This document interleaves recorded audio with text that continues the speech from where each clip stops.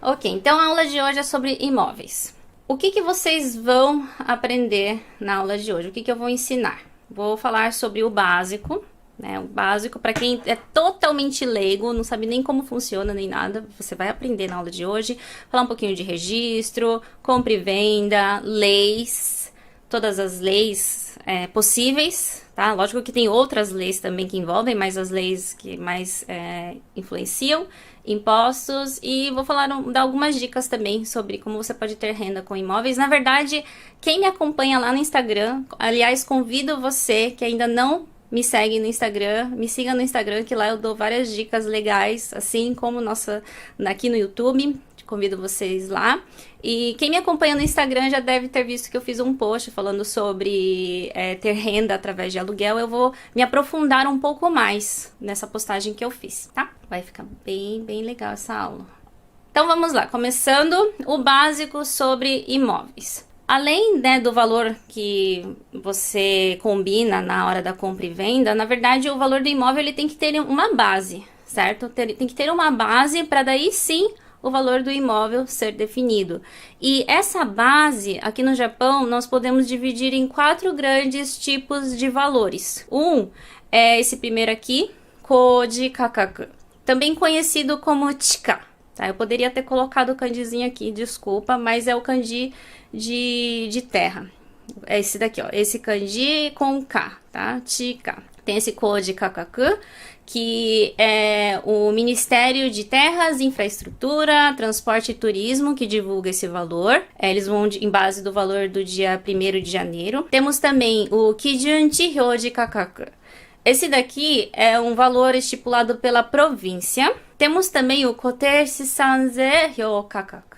Esse daqui é estipulado pelo município, tanto é que Koteshi Sanze é o nome do imposto, conhecido como IPTU do Japão. E temos também o Sozokuze Hyo Kakaku. Ai, desculpa, apareceu a partezinha de baixo. Mas esse valor, ele é uma avaliação, na verdade, do imposto sobre herança, e ele é divulgado pela Receita. Então, nós temos esses 4 tipos de valores, e é em base desses valores que o valor do terreno sobe ou o valor do terreno cai na hora de você fazer uma negociação, por exemplo, do valor daquele imóvel que você quer comprar. Só para vocês terem uma ideia. Será que eu coloquei no slide aqui? Deixa eu só passar um pouquinho para frente. Então, antes de falar sobre o registro, só para vocês terem uma ideia como que vocês mesmos podem ver esse valor. Eu ainda não vou falar qual que é o valor mais caro, só para deixar vocês na curiosidade e deixar vocês aqui comigo aqui nessa aula. Esse Koji Kakaku, conhecido também como Chika, ele é do Ministério, né?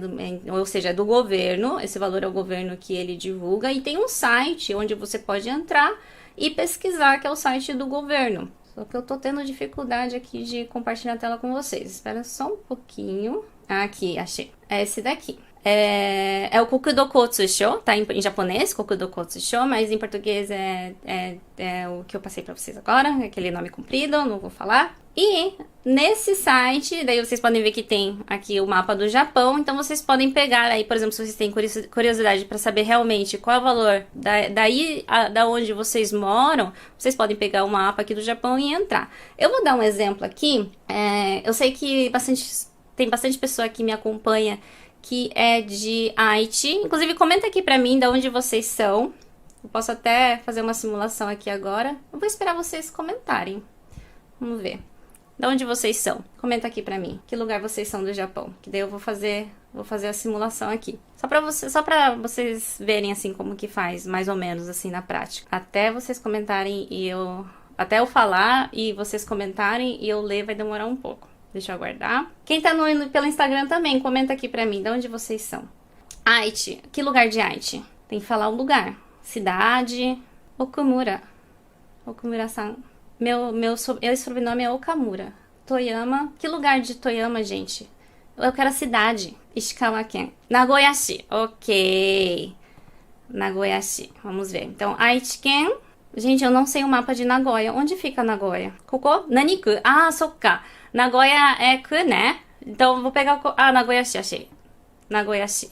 Acho que é. Daí vocês vêm aqui, clicam, né, da onde vocês são e coloca, vocês podem, por exemplo, filtrar também em locais que é só de residência, ou se é locais de comércio, ou se é local industrial, né? Tem como fazer esse filtro também aqui. Vou colocar de residência e colocar aqui para pesquisar. Daí ele vai aparecer, tem 347 locais, né? Mas mais ou menos aqui é Nagoyashi. Esse local aqui, ó, ele é 159 mil ienes o metro ao quadrado. Tá, então tem como pesquisar dessa forma na hora de, por exemplo, se vocês não fazem a mínima ideia de quanto que custa o terreno que vocês querem vender ou comprar, dá para ter uma base assim, tá? Então é só o terreno. Lembre-se que isso daqui é o valor do terreno. Aí se tiver um edifício, né, uma casa, um apartamento em cima, daí junta o valor desse outro imóvel, que daí é o resultado final. Tá? Gostaram? É assim que vocês podem pesquisar. Aí, deixa eu voltar agora. Eu não sou muito boa de ficar fazendo essas transações. Entendendo isso, agora eu vou para a parte de registro.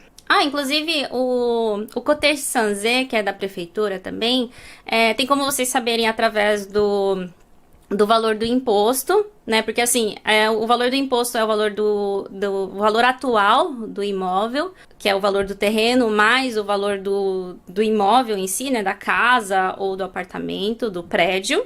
Daí tem multiplica por um valor X, que eu vou passar para vocês depois na parte de impostos. Daí, dependendo da cidade, tem algumas deduções, tem algumas reduções. E esse valor final que é o imposto. Então, é só você fazer o cálculo ao contrário. Né? Se você já tem o valor do imposto, aí você faz o cálculo ao contrário, que daí vocês vão saber o quanto que é avaliado esse imóvel. Inclusive, se pegar o boleto, quem tem casa aqui no Japão, se você pegar o boleto da cobrança do imposto do imóvel, vai estar escrito qual que é o ryoka dele, qual que é a avaliação dele, tá? Então, vou pro próximo porque eu costumo dispersar um pouco e eu acabo atrasando aqui a aula.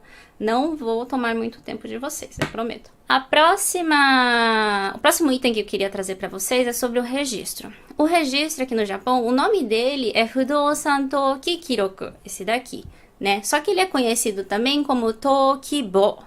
Tá? Eu esqueci de colocar aqui, mas ele é conhecido como Tokibo. E o Tokibo, o registro, ele tem duas partes. Uma que é o Hyodaibu, que é onde fica o endereço, a estrutura, né, da casa, por exemplo. E tem a parte do Kenribu, que é a parte da transferência e hipoteca. Então, se vocês quiserem saber, por exemplo, quem que é o ex-dono, ou se essa casa já passou de mão em mão, por exemplo, ou inclusive, né, desde quando que tem registrado aquele local, é através desse Kenribu que vocês vão saber. Não tem como saber por quanto que foi negociado anteriormente, se for uma casa usada, por exemplo, né? Mas tem como saber o valor que essa pessoa pegou de emprestado de hipoteca.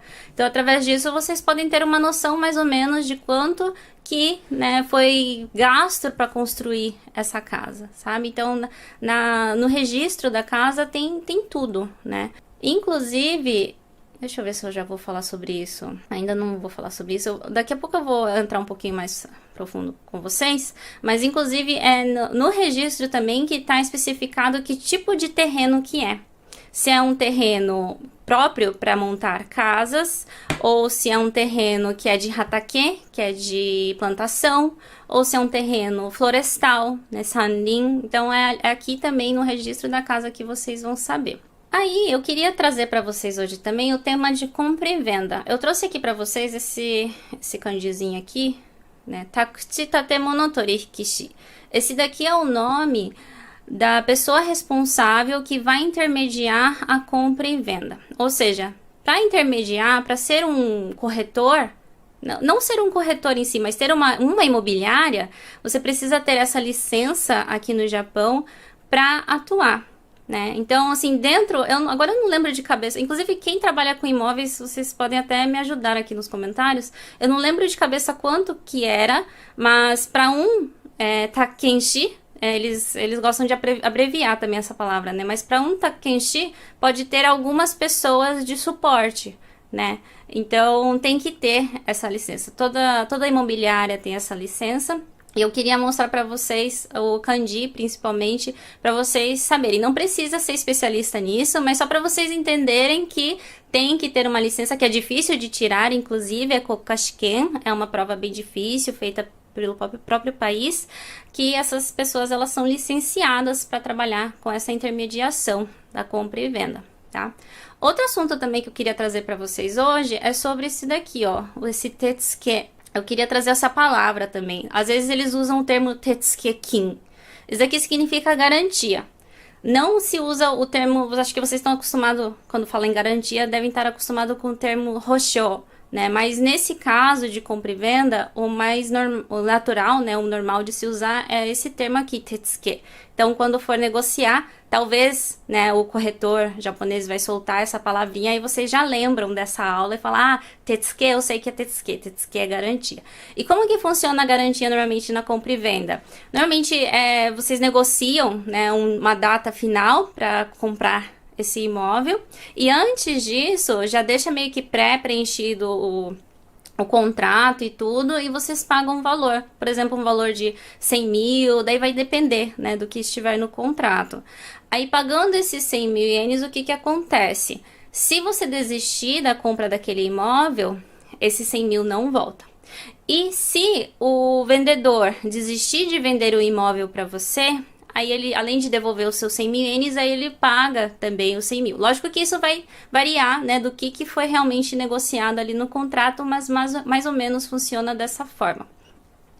Outra coisa também que é importante vocês saberem desse tetsuke que é o seguinte, quem vai comprar o imóvel através de financiamento, o que que acontece? Vocês vão pagar, né, essa garantia, só que há casos, né, depois que já foi negociado tudo, do banco falar que não vai, né, fazer o pagamento do financiamento. Então tem que deixar especificado no contrato que se por acaso, né, for o banco negar o financiamento, ou seja, não for culpa sua, né, não foi você que não quis, foi o banco que não liberou o dinheiro, aí eles devolvem esse tetsuke. Tem que deixar escrito isso, tá? Então sempre tenham, na verdade é o que eu repeti para vocês muito nas aulas de seguro.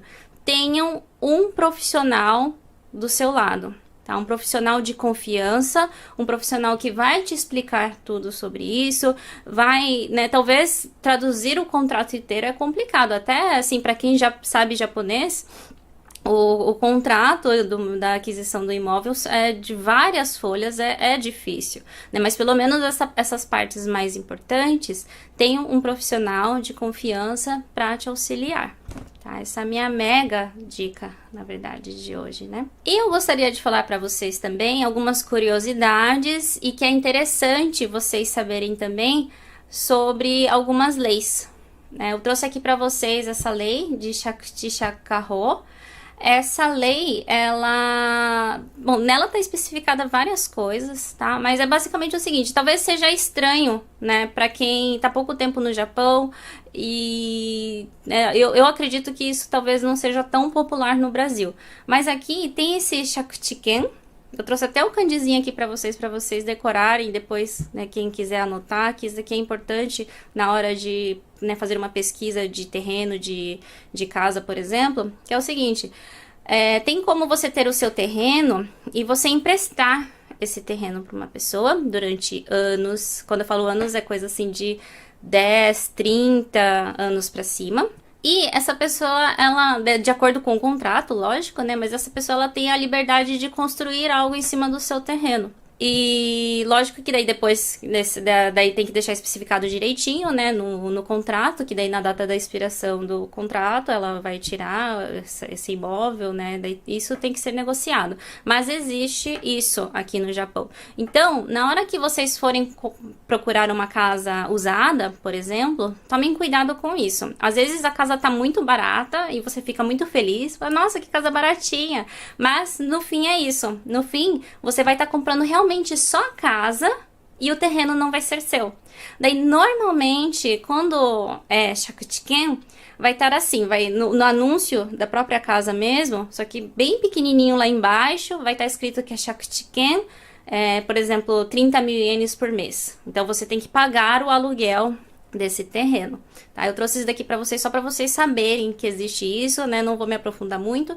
E tem dois tipos também, eu trouxe aqui para vocês, que tem o FTSU e o Take. O FTSU é um prazo fixo, mas que você pode ir renovando, e tem o Take que não tem renovação.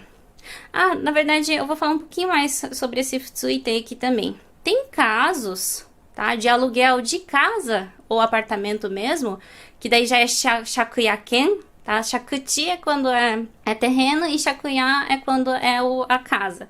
Tem caso de shakuya que, por exemplo, no contrato tá escrito assim que é um contrato de 2 ou 3 anos sem renovação.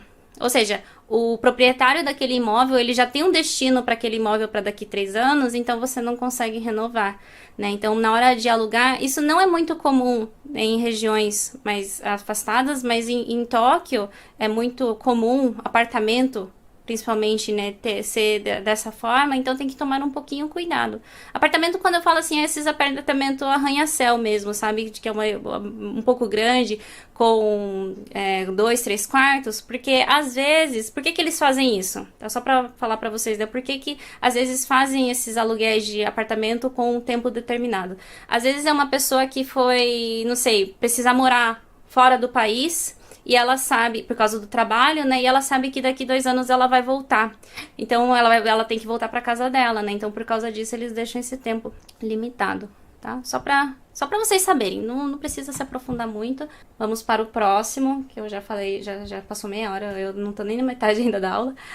Outra lei que eu queria trazer para vocês hoje, que eu acho interessante vocês só saberem, assim, que é dessa forma que funciona, é sobre lei de apartamento. Que é, quando eu falo apartamento, é quando você vai comprar um apartamento, tá? Que é Kubun Shoyuho.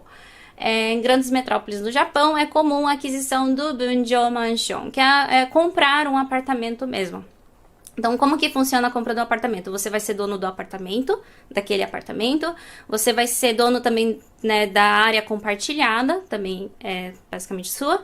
E também você vai ter uma partezinha do terreno. Então, vai estar especificado isso também no contrato, que você tem direito a tanta parte do terreno daquele imóvel. E eu quis trazer esse daqui para vocês hoje também, né? Não só para vocês saberem isso, talvez algumas pessoas devem estar falando, mas isso é óbvio, Clarice. Mas tem outra coisa também que é importante para quem vai comprar apartamento usado. Principalmente quem pensa em comprar apartamento usado de leilão, por exemplo, sabe? Porque o que acontece? No apartamento aqui do Japão, para quem vai comprar, você, além de pagar o condomínio, quando você compra, você precisa pagar também um tsumitatekin. Se chama Shuzen Tsumitatekin e é um valor que você vai pagando todos os meses um pouquinho em pouquinho. Não só você, mas os outros, né, as outras pessoas também vão pagando de pouquinho em pouquinho. E com esse dinheiro acumulado, futuramente eles fazem uma reforma, né, pintam a parte externa do prédio, ou se precisar reformar o encanamento, por exemplo, aí eles fazem com esse tsumitatekin. E o que acaba acontecendo muitas vezes, ainda mais esses apartamentos que vão para leilão, é que essa pessoa, ela não, né, o ex-dono, ele não teve dinheiro de pagar o tsumitatekin, então ficou acumulado. E isso, ele vem junto com o apartamento, né? Não é por pessoa, é por apartamento. Então, na hora de comprar o apartamento, principalmente quando for do leilão, tem que tomar cuidado com essa parte do tsumitatekin. Às vezes está um valor muito barato e a causa disso é por falta de pagamento do tsumitatekin, então você tem que pagar o anterior.